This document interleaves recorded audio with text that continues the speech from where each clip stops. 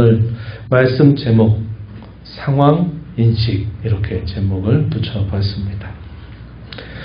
요엘서 당시 그 상황이 어떤 상황인가 하는 것을 우리가 이제 생각해 볼 텐데 특별히 그 당시 상황이 대단히 심각한 상태에 있다는 사실을 하나님께서는 선지자를 통해서 말씀해 주셔요.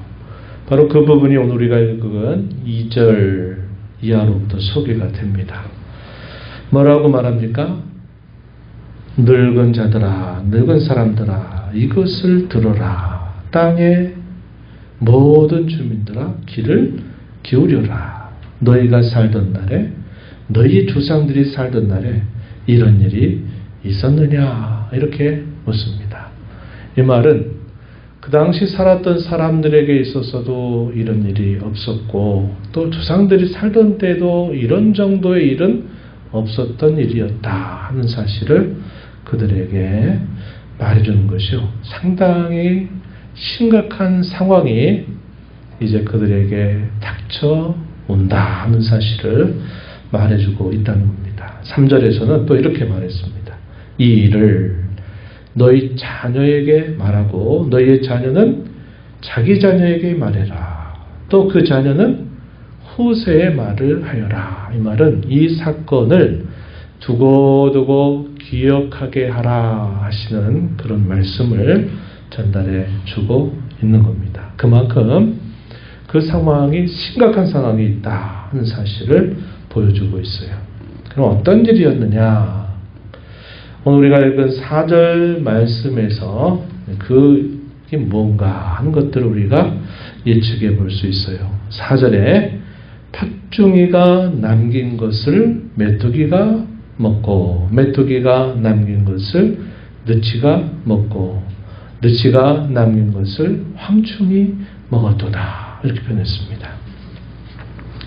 팥중이, 메뚜기, 느치, 황충. 메뚜기는 우리가 잘 알고 있어요. 잘 알고 있지만 다른 것들은 우리에게 좀 생소합니다. 그런데 이 곤충들은 크기가 좀 큰 것들로부터 작은 것으로 묘사되고 있어요. 이 말은 매우 철저하게 다 먹어버린다 하는 것을 말하는 겁니다. 큰 것들이 먹다가 남긴 것은 그보다 작은 것이 또 먹고 그보다 작은 것들이 먹고 남긴 것은 그보다 더 작은 것들이 먹고 또 그 작은 것들이 남겼던 것들은 더 작은 것이 다 먹는다. 이렇게 말을 했습니다. 이게 뭘 말할까요? 극심한 기근, 먹을 것이 다 떨어져 버리는 철저한 황폐하게 될 그 상황이 이제 닥치게 된다 하는 사실을 예고하고 있는 말씀의 내용입니다. 성경의 역사에서 우리가 떠올려 볼 수 있는 때가 있다면 언제일 것 같아요? 성경의 역사 속에 그런 일이 있었죠. 어떤 일입니까? 이스라엘 백성들이 애굽에 있을 때 바로가 이스라엘 백성들을 풀어주지 않을 때 이 메뚜기 재앙이 오랫동안은 아니었어요. 짧은 동안 하나님이 급습하게 하는데 그들이 먹을 것들이 완전히 황폐해버려져 버리는 그런 참혹한 일을 그들이 겪게 됐습니다. 국가적인 존폐의 위기를 가져다 줄 만한 엄청난 사건이었습니다.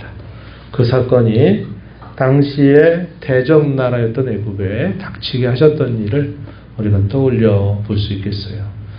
그러나 그 이후에 이와 같은 그런 일이 전에도 없었다. 이렇게 표현하고 있는 것이죠. 그만큼 이 상황이 상상할 수 없는 큰 위기의 상황을 가져다 줄 것을 말하고 있는 겁니다. 그런데 이러한 곤충들이 어디로 올라오느냐? 당시 백성들이 거주하고 있는 땅, 하나님의 땅이라고 불리는 곳으로 올라오게 된다. 이렇게 말하고 있어요. 6절에서는 뭐라고 표현했냐면 민족으로 비유했습니다. 다른 한 민족이 내 땅에 올라왔음이로다. 이렇게 말합니다. 이 소개되고 있는 여러 이 곤충들을 민족에 비유했어요. 민족이 내 땅, 곧 하나님의 땅, 당시 이스라엘 백성들이 거주하고 있는 약속의 땅에 그것들이 닥쳐왔다라는 사실을 말씀해 주고 있어요. 이것은 그냥 우리가 대충 이런 일이 있었나 싶지만, 그러나 옛적에 이미 하나님께서 자기 백성들에게 하셨던 그 말씀에 따르면 이런 일이 있게 되는 것은 언약의 저주에 해당되는 일이었다는 것이 이미 알려져 있었습니다. 신명기 28장 22절 한번 우리 잠깐 찾아볼까요? 28장 22절 한번 보시면 305쪽 전후입니다. 305쪽 전후에 보면 한번 찾으신 분은 읽으시고 못하신 분 들어보세요. 여호와께서 폐병과 열병과 염증과 학절과 한재와 풍재와 썩는 재앙으로 너를 치시리니 이 재앙들이 너를 따라서 너를 진멸하게 할 것이라, 이렇게 말했습니다. 또 뒤로 가서 38절 이하에서 또 이렇게 말합니다. 내가 많은 종자를 들에 뿌릴지라도 메뚜기가 먹음으로 거둘 것이 적을 것이며 내가 포도는 심고 가꿀지라도 벌레가 먹음으로 포도를 따지 못하고 포도주를 마시지 못할 것이며 내 모든 경내에 감람나무가 있을지라도 그 열매가 떨어짐으로 그 기름을 내 몸에 바르지 못할 것이며 내가 자녀를 낳을지라도 그들이 포로가 되므로 너와 함께 있지 못할 것이며 내 모든 나무와 토지소사는 메뚜기가 먹을 것이다, 이렇게 말합니다. 신명기 28장, 유명한 장이죠.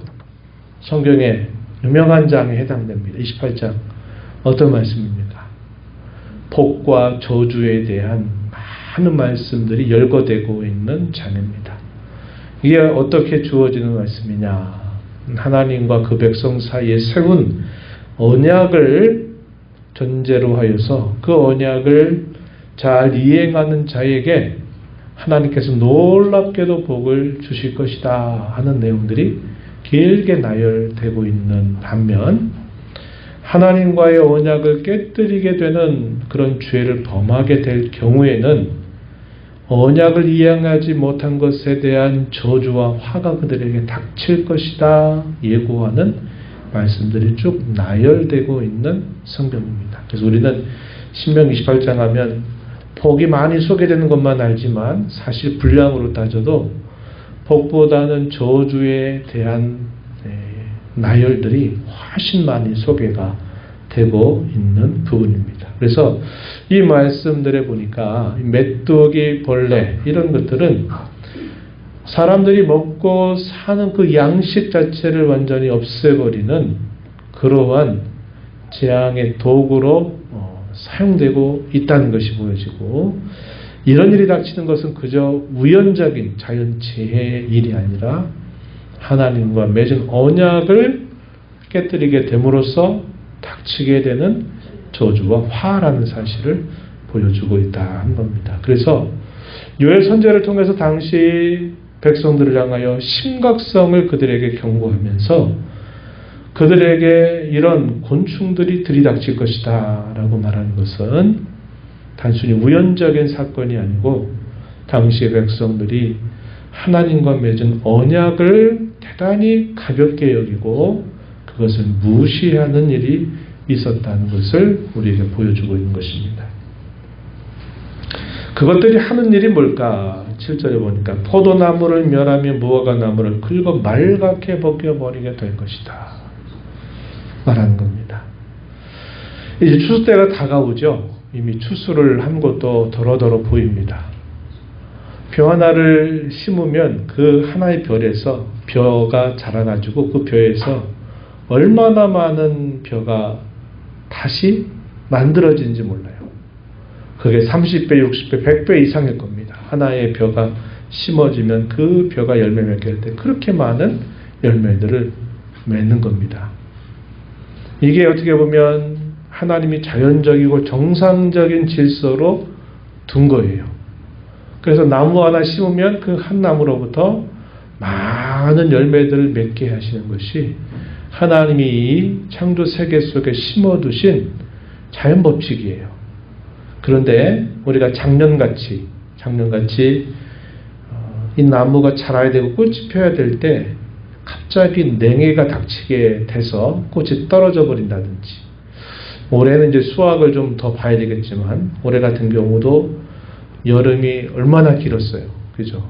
오늘까지도 느끼는 그런 만큼 상당히 긴 여름을 보낼 때 결국 이것이 하나님이 내신 그런 창조 세계에 두신 법칙이 안 되는 일들이 생겨나면 물가가 치솟죠. 또 그게 먹을 것이 떨어지죠. 그럼 이것이 우리가 살아가는 삶 전체에 적지 않은 영향을 미치게 되어 있어요. 그런데 오늘 본문에 제시되고 있는 이 경고의 말씀은 그걸 다 먹어버린다는 겁니다. 보통 정도가 아니에요. 그런 정도의 심각한 일이 그들에게 닥칠 것을 예고하고 있는 것이죠. 30배, 60배, 100배 열매를 맺는다 하는 것은 그런 의미죠. 하나를 심으면 그 한 알에 그 씨로부터 거두는 열매가 그와 같이 많은 것이 하나님이 주신 법칙이고 정상적인 것인데, 그 하나의 그 나무에서 맺어질 그 많은 열매들이 다 떨어져 버리게 된다면 그 결과는 대단히 치명적인 결과를 가져오게 된 것입니다. 이런 일이 그들에게 닥친다 하는 거죠. 중국에서 얼마 전에 비가 안 온다 그랬나요? 비가 온다 그래서 하늘에다가 막 뭘 쏴가지고 인공비 내리려고 하다가 큰 또 재앙을 또 자초하는 일이 있었다, 그런 말이 있죠. 그러니까 이런 일들, 우리가 오늘날 살고 있는 시대에도 이런 피해들이 적지 않은데, 고대 세계에는 아직 기술이 이렇게 발전이 되지 않는 때에는 이것은 직격탄입니다. 직격탄. 아주 직접적으로 큰 위기를 가져다 주고 먹고 사는 문제에 직결되는 그런 큰일이었다는 것이죠. 그래서 이러한 음습을 말씀하면서 당시 그 상황을 어떻게 받아들여야 되느냐 할 때 뭐라고 강조하냐면, 애곡해야 할 때다. 하나님 앞에 통곡해야 될 상황이다. 이렇게 그들에게 일깨워주고 있다는 겁니다. 몇 가지 비유를 들었어요. 뭐 어떤 비유를 들었느냐. 8절 말씀에서는 이런 비유입니다. 남녀가 결혼하기로 약혼을 했어요. 약혼을 해서 이제 결혼을 할 날을 손꼽아 기다리고 있는데 갑자기 약혼한 남자가 죽게 된 겁니다. 그랬을 때 이 처녀, 그 약혼녀가 갖는 그 슬픔은 얼마나 크고 당혹스럽겠습니까? 바로 그런 것처럼 9절에서는 제사를 드리기 위해서 반드시 제물이 필요한데 드릴 제물이 다 끊어져 버리니까 제사를 드릴 수 없는 이 제사장이 참 당혹스럽고 난감해하는 것처럼 이렇게 표현했습니다. 11절 12절에서는 곡식이 떨어지고 밭의 소산들이 다 사라져 버리죠. 그러면 농사하는 사람들의 즐거움이 싹 사라져 버리게 되는 거죠. 그 사람들이 얼마나 슬퍼하겠어요. 1년 농사 망쳤다. 그것이 가져다 주는 그 패에 대한 슬픔, 이런 것들을 표현하듯이 그와 같이 애곡해야 될 상황이다. 이렇게 말합니다. 이러한 상황은 여호와의 날이 임하시기 직전에 있게 된 일이다. 여호와의 날이 더 임박히 가까이 와 있다. 이렇게 선제를 통해 소개합니다. 여호와의 날, 이게 소위 말세라고 부르는 날인데 이 여호와의 날에 임박해 있다 하는 걸 말해주는데, 이 여호와의 날이 임하게 될 때 있게 될 두 가지 사건, 하나는 심판 사건이고 하나는 구원 사건입니다. 그래서 그 심판 사건에 대하여서 뭐라고 소개를 하느냐, 2장 2절 말씀을 가서 보면은 이렇게 표현합니다. 어둡고 캄캄한 날, 짙은 구름이 덮인 날, 새벽빛이 산 꼭대기에 덮인 것과 같은 날. 많고 강한 백성이 이르렀기 때문이다. 이렇게 말합니다. 옛날에도 없었고 이후에도 없는 전무후무한 그 날. 이렇게 표현했어요. 심판에 대한 무서움을 표현해주는 표현이죠. 또 11절 가서는 이렇게 표현했습니다. 심히 크고 그의 명령을 행하는 자는 강하니 여호와의 날이 크고 심히 두렵도다. 당할 자 누구이랴. 이렇게 표현을 했어요. 그래서 그 날이 올 때 일어나게 될 무서운 심판에 대한 이유. 그러나 또 반면에 그날에 이루어지게 될 구원 또한 약속되고 있다는 것을 말해주고 있습니다. 18절 이하에 쭉 소개되고 있는데 18절, 2장 18절에 보면 그때 여호와께서 자기의 땅을 극진히 사랑하시어 그의 백성을 불쌍히 여길 것이라. 이하로부터 쭉 소개되는 말씀이 어디까지 소개되면 27절 넘어서 마지막 절까지 소개됩니다. 그 유명한 성령 강림 사건에 대한 예언이 여기 소개되고 있기도 하죠. 그래서 하나님께서 그의 영을 만민에게 부어주실 것이다 라고 하는 놀라운 약속이 서거에 소개되기도 한다는 겁니다. 여호와의 날이 도래하는데 한편으로는 어미롭고 무서운 두려운 심판이 닥치게 되는 반면에 또 한편으로는 자기 백성들에게 구원의 은총이 완성되는 날로 소개되고 있다 하는 겁니다. 그럼 뭐가 이렇게 분기점이 되겠느냐 했을 때 중요한 것이 바로 그들에게 촉구하고 있는 메시지였어요. 그게 뭐냐? 통곡하라는 겁니다. 통곡하라. 하나님 앞에서 애곡해라. 하나님 앞에서 울어라 하는 그러한 요청이에요. 제사장 그리고 제단에서 수종드는 모든 사람들을 불러들여서 너희는 지금 통곡해야 할 때다. 통곡해라. 이렇게 촉구하고 더 나아가서 모든 백성들과 이 백성의 지도자들을 다 성전으로 불러 모아서 그들로 하여금 다 부르짖게 하여라. 이렇게 촉구하고 있는 것입니다. 이러한 내용들이 이렇게 소개가 되고 있는 거예요. 그래서 당시 백성들을 향하여 결국 선지자가 간곡하게 호소하는 것은 뭐냐면 우리에게 닥치게 될 이 상황들을 정확하게 인식을 하고 이 상황을 올바르게 대처하는 것은 우리가 하나님을 향하여 부르짖는 것에 있다. 하나님께로 돌아서는 데 있다. 우리가 언약을 깨뜨리고 언약을 멸시했던 그 우리의 삶의 자리로부터 돌아서서 하나님을 향하여 다시 나오고 부르짖는 데 있다. 이 사실을 그들이 처할 상황에 대한 가장 올바른 대처로 선지자가 알려주고 있다 하는 것입니다. 우리가 이런 내용들을 살펴보면서 우리가 생각해야 될 점이 있어요.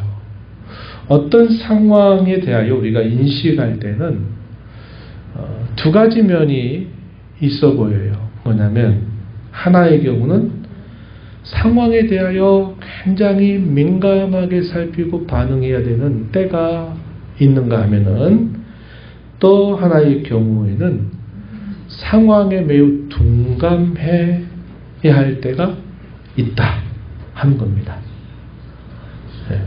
그러면 오늘 선자를 통해서 들려주게 되는 이 상황에 대해서는 우리가 앞에 것으로 인식을 해야 될까요? 뒤에 것으로 인식해야 될까요? 앞에 거로 해야 될까요? 뒤에 거로 해야 될까요? 앞에 거죠. 앞에 거. 민감하게 그 상황을 읽을 수 있어야 한다는 겁니다. 네. 그 기준이 뭘까요? 그러면 어떤 때에는 그렇게 민감하게 상황을 잘 읽어서 빨리 대처를 해야 되는가 하면 또 어떤 경우에는 그 상황과 별로 상관없이 아주 그런 상황에 둔한 마음을 가져야 하느냐. 이 기준이 어디에 있느냐. 그것은 그리고 하나님과의 관계에 달려있다는 겁니다. 관계에 달려있다. 하나님과의 관계에 달려있다. 다시 말해서 하나님과의 관계면으로 생각했을 때 이 상황이 대단히 민감하게 받아들여야 될 것인지, 아니면 이런 상황에 대해서는 마치 모르는 자처럼 이렇게 둔하게 이런 상황을 그저 지나가듯 해야 될 것인지 하는 것을 우리가 잘 살필 수 있어야 하는 겁니다. 우리가 욥기를 읽고 있죠. 욥이 닥친 상황에 대해서는 어떤 마음을 좀 갖는 게 좋을 것 같아요? 욥이 닥친 상황에 대해서.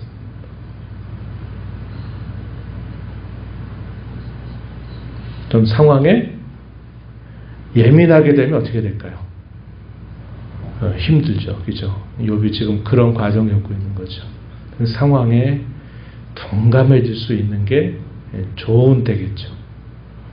하나님과의 관계가 예적부터 늘 변함이 없고 늘 순전하고 하나님을 잘 섬겨왔다면, 그가 고백한 것처럼 하나님은 주시기도 하시지만 취하실 수도 있고, 복을 주시기도 하시지만 때로 화를 당하게 하실 수도 있다. 이렇게 그가 고백한 대로 그렇게 가면 되는데, 누가 이런 상황을 더 많이 부추깁니까? 친구들이 부추기죠.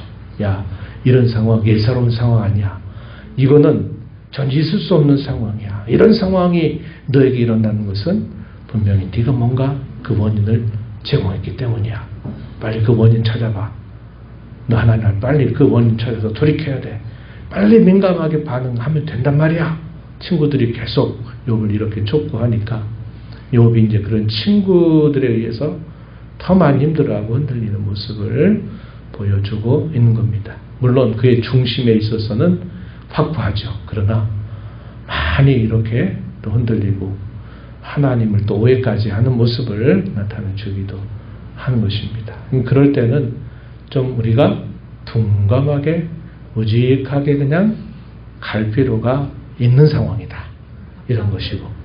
답답하죠? 답답하죠. 맞아요. 그렇습니다. 근데 이제 오늘 같은 이런 상황이 될 때는 하나님과의 관계가 멀어져 있을 때 하나님이 그 땅에 이런 언약의 저주에 해당되는 내용들이 닥치면, 이거 우연히 자연재해가 닥쳤는 모양이다. 이렇게 지나갈 일이 아니라 이것은 매우 그 상황을 심각하게 하나님 앞에 인식해야 될 때다라는 것을 우리가 살펴야 한다는 겁니다. 반대가 되면 어떨까요? 상황에 민감해야 될 때 둔하고, 상황에 둔해도 돼야 될 때 아주 민감해지면 어떻게 될까요? 결과는 여러분 상상에 맡겨 볼 수 있어요. 그죠? 막 나가게 되겠죠. 그죠? 우리가 이렇게 살아가면서 상황이 똑같은 상황이 우리 모두에게 함께 임한다 하더라도 각자가 하나님과의 관계면에 있어서 그것을 아주 예민하게 받아들여야 될 사람도 있고, 또 어떤 경우에는 그런 상황에 대하여 마치 없는 일처럼 이렇게 가야 될 경우도 있다는 것을 우리가 잘 분별하는 것이 중요합니다.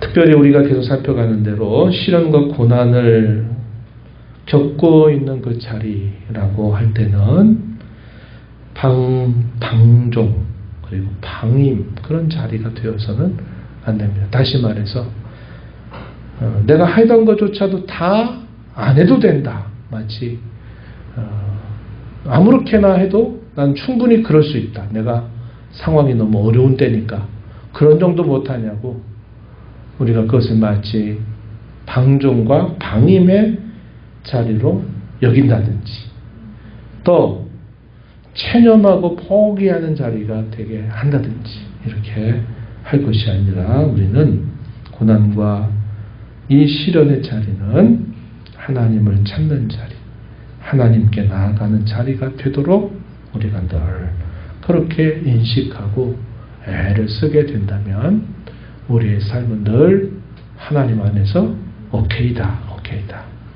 하나님 안에서 우리의 삶은 된다. 하는 것을 우리는 알게 되는 것입니다. 이런 교훈들을 새기면서 잘 상황을 인식하고 잘 상황에 대처해 나가는 저와 여러분 우리 교회가 되기를 바랍니다.